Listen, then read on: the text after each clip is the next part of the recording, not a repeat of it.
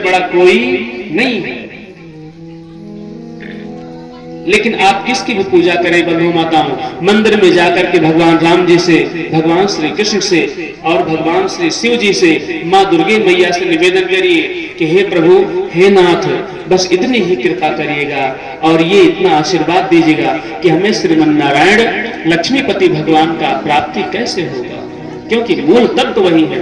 उन्हीं के नाभि कमल से ब्रह्मा जी महाराज जी का प्रादुर्भाव हुआ है, जो क्षीर सागर में विराजमान है, जहां से आपका दूध आता है। माताओं के स्तन में दूध कहां से आता है? गौ मैया के स्तन में दूध कहां से आता है? ये जल कहां से आता है जो आप नल से निकालते हैं? वही क्षीर सागर से आता है। सबका फैक्ट्री वहीं पर नीचे है, जहां से डीजल पेट्रोल आता है। धरती का कोई भी तत्व तो यहां से जन्म लिया है, जो भी आया है वो श्रीमन नारायण के नाभि कमल और वह क्षीर सागर से आया है ऊपर।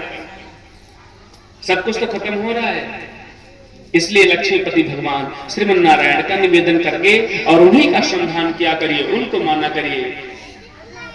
और उसके बाद में कहते हैं भगवान जब अजन्मा है तो जन्म कैसे लिए, और जब जन्म ही लिए तो भगवान अजन्मा कैसे हुए? भगवान तो जन्म लिए हैं दशरथ जी के यहां, तो अजन्मा कैसे कहलाए?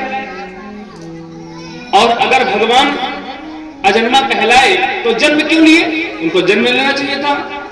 तो वसुदेव जी के यहां देवकी मैया के गर्भ में आने की क्या आवश्यकता थी? लेकिन कहते हैं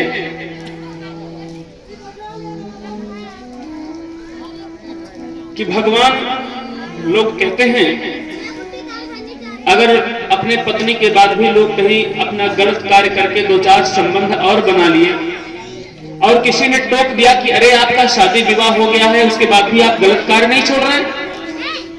महिलाओं से बात करते हैं, कन्याओं से बात करते हैं, तो कहते हैं अरे मैंने क्या गलती किया? भगवान श्री कृष्ण तो 16,108 विवाह किए थे, तब किसी ने बोला? अरे दुष्टांतर राक्षस कहीं के। मैं कहना चाहता हूं ऐसे दुष्टांतरों को कि भगवान श्री कृष्ण 16,108 किस कंडीशन में विवाह किया, शायद उसको इस ठीक से जानकारी भी नहीं होगी। एक राक्षस था भौमासुर, जो 16,000 रानियों को अपने जेल खाने में कैद किया था। उसका लक्ष्य था कि जब तक मैं 20,000 रानियों को अपने जेल में बंद नहीं कर दूंगा और बंद करके एक चौका पे एक ही पूजन के वेदी पे बैठाऊंगा 20,000 रानियां, और अकेले भौमासुर दुल्हा सरकार बनकर के 20,000 रानियों के मांग में सिंदूर भरूंगा, तब जाकर के मैं विवाह करूंगा। उसका लक्ष्य था, नहीं तो विवाह नहीं करूंगा। ये राक्षस था। और भगवान श्री कृष्ण द्वारिकाधीश जब ये सुने नारद जी के द्वारा कि भौमासुर ऐसा प्रतिज्ञा लिया है, तब भौमासुर को आकर के उनका भगवान मर्दन किए हैं, मार डाले हैं। उसके बाद 16,000 रानियों को वो ला करके आए हैं बाहर। उन्होंने कहा आवाज से आप लोग फ्री हैं, जाइए, ये कहने को आप जा सकती हैं यहां से। लेकिन 20,000 16,000 रानियां कहती हैं कि प्रभु हम क्या करेंगे? आज 2-4 वर्ष नहीं, भगवान जिनसे विवाह किए हैं, भागवत महापुराण में दर्शन आता है कि माँ यशोदा, माँ देवकी से भी 2-2 गुना की उम्र वाली है वो महिलाएं। ऐसा नहीं है कि कुमारी कन्याएं हैं, क्योंकि भौमासुर का लक्ष्य था कुमारी कन्या को रख लिया जेल में ला करके, और एक महिला एक कन्या को लाया और 10-15 हजार कन्याओं तक लाने में 2-4 10 साल 50 साल 100 साल लगा, तब तक वो बुढ़ी हो गई।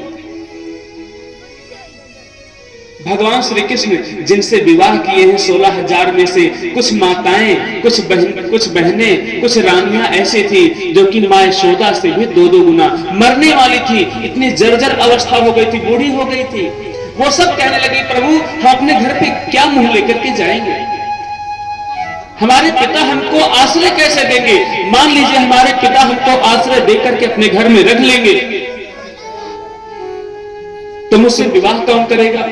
क्योंकि कहा गया है कि कन्याओं को घर पे नहीं रखना चाहिए, कन्यादान करना चाहिए। दोष लगता है माता पिता को, तुम्हारी कन्या को घर पे नहीं रखना चाहिए। अगर पुत्र हैं, कितनों भी पढ़े लिखे हो, ना भी पढ़े लिखे हो, गूंगे हो, बहरे हो, लोला हो, लंगड़ा हो, शरीर में कोई कमी भी हो सकता है सबसे हिष्ट पुष्ट हो, हम लोग जैसे हो मान लीजिए, या शादी करने का संकल्प ही मन में ना लिए हो, तो भी कोई बात नहीं है। लेकिन कन्याएं कैसे भी हो, लोली हो, लगड़ी हो, दिमाग से पैदल हो, कुछ भी हो, सांवली हो, गोरी हो, लेकिन कन्याओं को कभी आप कुंवारी नहीं सुने होंगे। लड़के तो सुने हैं बहुत, लेकिन कन्याओं बहनों का कभी विवाह रुकता है क्या? नहीं रुकता है। इसलिए प्रभु मेरा तो विवाह करना पड़ेगा घर पे जाने के बाद। और मुझसे विवाह कौन करेगा? जो राजकुमार या जो मेरा पति होने वाला रहेगा सुनेगा कि भौमासुर के तुम कारागार गृह से होकर के आई हो, वो तो समझेगा तुम अछूती हो। तुम्हें पता नहीं किस प्रकार से वो पकड़ा होगा, टच किया होगा, स्पर्श किया होगा, घसीट के ले गया होगा, तो हमसे विवाह कौन करेगा? भगवान श्री कृष्ण कहते हैं कि अब आपकी इच्छा है, जो आपकी इच्छा का है वो करिए। मैंने आपको कारागार से छुड़ा दिया, मैं यहां से जा रहा हूं। चरण पकड़ के रोने लगे, क्या? कन्हैया कन्हैया कन्हैया कन्हैया पुकारा करेंगे ब्रज की लता